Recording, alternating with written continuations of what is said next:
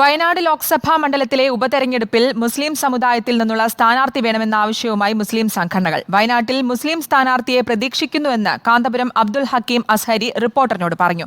സമസ്ത മുഖപത്രമായ സുപ്രഭാതവും മുസ്ലിം സ്ഥാനാർത്ഥി വേണമെന്ന് നേരത്തെ ആവശ്യപ്പെട്ടിരുന്നു.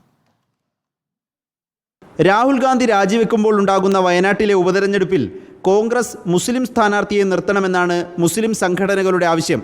വയനാട് മുസ്ലിം ഭൂരിപക്ഷ മണ്ഡലമാണ്. പാർലമെന്റിൽ മുസ്ലിം അംഗങ്ങൾ കുറവുള്ളത് കോൺഗ്രസ് പരിഗണിക്കണം. വയനാട്ടിൽ മുസ്ലിം സ്ഥാനാർത്ഥി ഉണ്ടാകുമെന്നാണ് പ്രതീക്ഷിക്കുന്നതെന്ന് SY സംസ്ഥാന general secretary Kanthapuram AP Abdul Hakeem Azhari റിപ്പോർട്ടറിനോട്.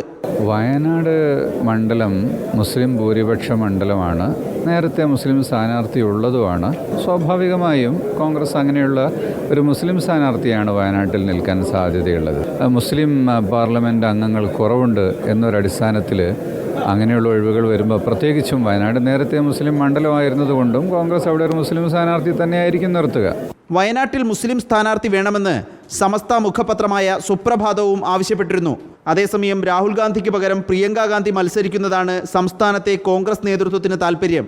Priyanka Gandhi താൽപ്പര്യമില്ലെന്ന് അറിയിച്ചാൽ മാത്രമേ മറ്റു സ്ഥാനാർത്ഥി ചർച്ചകളിലേക്ക് കോൺഗ്രസ് നേതൃത്വം കടക്കുകയുള്ളൂ.